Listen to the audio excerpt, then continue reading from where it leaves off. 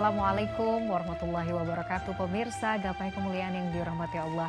Apa kabar Anda hari ini? Semoga Anda senantiasa sehat dan selalu berada dalam lindungan Allah Subhanahu wa taala. Amin ya rabbal alamin. Alhamdulillah rabbil alamin, senang sekali hari ini saya Miladia Rahma kembali hadir menjumpai Anda dalam program kesayangan kita Gapai Kemuliaan. Selama 45 menit ke depan, insya Allah kita akan membahas masalah seputar fikih, adab, dan tauhid dalam kehidupan sehari-hari yang tidak jarang. Masih banyak di antara kita yang mungkin belum memahaminya. Nah, seperti biasa, saya tidak sendirian, sudah hadir bersama saya di studio. Ada gurunda kita semua, Kiai Haji Muhammad Faiz. Assalamualaikum. Waalaikumsalam warahmatullahi wabarakatuh. Sehat Pak Kiai? Alhamdulillah baik, sehat. Terima kasih sudah hadir. Hari ini kita akan membahas tema-tema yang menarik seputar adab, fikih, tauhid. Nanti kita juga akan mendengarkan pertanyaan dari pemirsa Pak Kiai yang sudah banyak juga masuk ke WhatsApp Gapai Kemuliaan. Dan saya juga ingin mengingatkan bagi Anda pemirsa yang juga memiliki pertanyaan, Anda bisa mengirimkan pertanyaan Anda dalam bentuk video melalui nomor WhatsApp yang tertera di layar kaca. Baik. Nah Pak Kiai, tema bahasan kita ini masih mirip-mirip dengan episode sebelumnya ya, terkait juga bagaimana kemudian hubungan pernikahan, berumah tangga begitu. Nah, case-nya adalah bagaimana kemudian jika ada suami yang menuduh istri atau mungkin sebaliknya begitu ya, berselingkuh tanpa ada bukti. Pokoknya bawahnya cemburu aja. Kamu nih kayaknya selingkuh dengan berbagai macam alasan. Bagaimana? Ya, ini perlu juga dijelaskan perinciannya. Apakah selingkuh itu identik dengan perzinahan oke. Atau hanya perzinaan mata, perzinaan sekarang tangan, dan perzinahan rasa? Iya. Apa ya, teks ya Pak Kiai ya, teks kirim-kirim biasanya. pesan Dan gitu itu saya pernah sekali ya Mila ya ceramah depan ibu-ibu.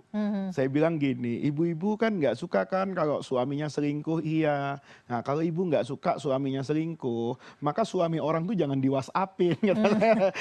Ketika semua mereka tertawa, saya agak curiga gitu.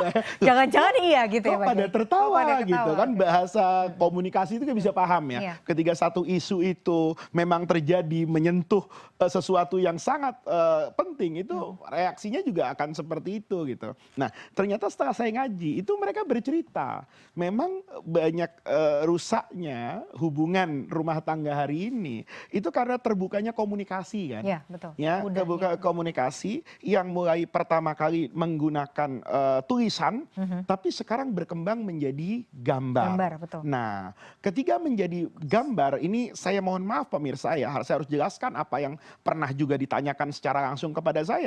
Ada yang tetap menjaga aurat, ada yang memang mengumbar aurat, baik pasangan lakinya ataupun perempuannya. Nah, ini namanya perselingkuhan yang bukan perzinaan. Bukan berarti zina itu nggak ada mata. Mata juga zina kata Nabi. Tapi maksudnya zina di sini adalah hubungan intim. Ya, hubungan badan. Nah, kalau suami sebatas menuduh istrinya berselingkuh dengan bukti-bukti tertentu, maka istrinya ini melakukan dosa. Ya, dosanya apa? Karena mendorong orang untuk terjadinya perzinaan. Larangan zina itu bukan zinanya loh Mila. Wala taqrabu mendekati. Mendekati zina. Nah ini yang sering terjadi ketika ada perselingkuhan dimulai dari tulisan tadi. Tulisan inilah yang nanti bermuara kepada benar-benar zina. Nah yang seperti ini kita katakan tindakannya itu adalah dosa. Kalau suaminya kemudian memperingati istrinya, maka kewajiban istrinya untuk menjadi taat.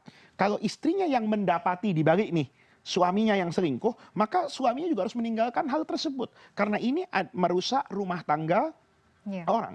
Dan ini bisa jadi alasan untuk cerai nih.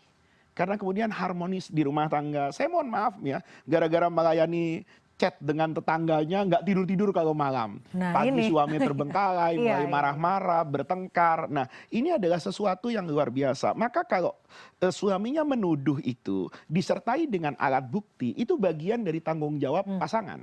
Tapi kalau tanpa bukti, itu cemburu buta, ini yang perlu diluruskan. Kedua belah pihak itu introspeksi.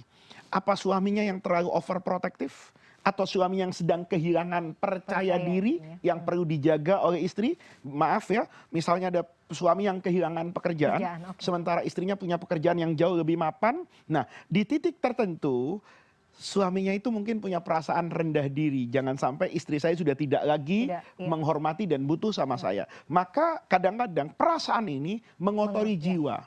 Setan masukkan, kemudian melakukan hal-hal seperti tuduhan dan sebagainya. Nah, kalau yang seperti ini harus berobat nih.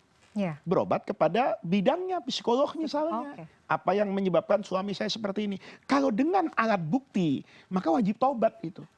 Kenapa? Karena itu sedang membuka jalan yang besar kepada setan untuk mendorong. Jadi banyak orang ya, boleh jadi dia nggak pernah terfikir dengan dosa itu. Tapi karena melihat, kemudian punya akses, itu yang kemudian terjerumus. Maka yang seperti ini, itu harus menjadi tanggung jawab bersama. Itu kalau tuduhan sebatas perselingkuhan non perzinaan. Kalau perzinaan tentu punya konsekuensi yang berbeda. Gitu loh. Pak Kiai, kalau misalnya itu tadi batas itu tadi kan, misalnya ada terjadi perselingkuhan dalam suatu pernikahan begitu. Si istri mungkin atau mungkin pasangan yang kemudian diselingkuhi masih oke, nggak apa-apa. Ini saya berusaha untuk mempertahankan dulu deh. Itu boleh ya? Boleh. Tapi sampai batas mana kemudian kira-kira pasangan ini yang kemudian sudah diselingkuhi boleh mengajukan cerai? Mengajukan cerai kalau suaminya melakukan tindak istrinya atau dalam hal ini kan pertanyaan kepada istrinya. Kalau istrinya melakukan tindakan yang sudah tidak bisa dibenarkan, ya, yang dilarang sama agama itu kan cuma berzinaan. Dulu zaman Nabi itu, ya, perempuan itu dikatakan fala yakhda'na bil qawli fayatma'ul ladzina fi qulubihim maradun. Jangan sampai kamu berkata-kata yang kemudian menjadikan orang yang asalnya tidak punya rasa kepadamu itu menjadi tertarik. Suaranya Mila ya sebagai wanita itu tidak haram buat saya. Buktinya kita bikin pengajian begini. Jadi kalau ada kata-kata suara perempuan aurat itu juga nggak benar. Karena kita juga punya guru perempuan yang alim itu suaranya terdengar. Rasulullah juga biasa mendengar dari sahabat wanita, sahabat pria dengan saling mendengar nggak apa-apa. Tapi yang haram itu suara perempuan itu yang menggoda. Gitu loh. Saya misalnya nih Mila ya, banyak orang punya WhatsApp saya gitu ya. Jadi kadang-kadang WhatsApp saya mau nanya hukum, saya jawab secara muna. Tapi kalau tiba-tiba nanya sama saya, Pak Faiz sudah makan belum? Waduh, benar ini. Bahaya ini Pak Kiai ya. Itu. Sudah ada batasannya. Ada batasannya. Ketika saya bilang, sudah saya makan dengan istri saya, selesai di situ. Selesai. Tapi kalau nggak selesai, besoknya nanya, tadi masak apa, dimakan, dikasih apa ya? Saya harus menghentikan itu. Ketika kemudian saya melayani ini, kemudian istri saya berkeberatan. Gitu. Istri saya berkeberatan, kemudian saya berlebih dari itu. Sampai menyebut hal-hal yang dalam norma kita itu tidak pantas. Maka kalau dia minta bercerai, dia merasa tersakiti, terzalimi, ada sesuatu yang dia merasa tidak nyaman, itu ya boleh saja. Karena di sini, tapi dengan syarat dia sudah melakukan langkah-langkah perbaikan, gitu loh. Langkah-langkah perbaikan, betul. Jadi harus tafsirnya jelas ya. Jadi tidak ujuk-ujuk langsung. Iya. Pokoknya mau pisah gitu. Enggak, tapi kalau enggak. Ya, dan juga kita ingatkan ya, yang perselingkuhan seperti itu kalau dulu kan hanya dengan suara godaan, tatapan mata. Medsos sekarang tuh punya sejuta makna. Gitu lah ya. Mungkin yang keluar itu bukan muka saya, mungkin muka orang lain, tapi orang menjadi berfantasi tentang itu gitu. Jadi yang seperti ini kalau terjadi tuduhan dengan alat bukti, ya itu memang harus diselesaikan dan itu tidak boleh dilanjutkan karena itu akan mengganggu hubungan suami istri dan tidak menutup kemungkinan bermuara kepada perzinahan. Masya Allah. Oke. Menarik sekali, tapi kita harus jeda dulu Pak Kiai. Pemirsa jangan kemana-mana, Gapai Kemuliaan masih akan kembali saat lagi, tetaplah bersama kami.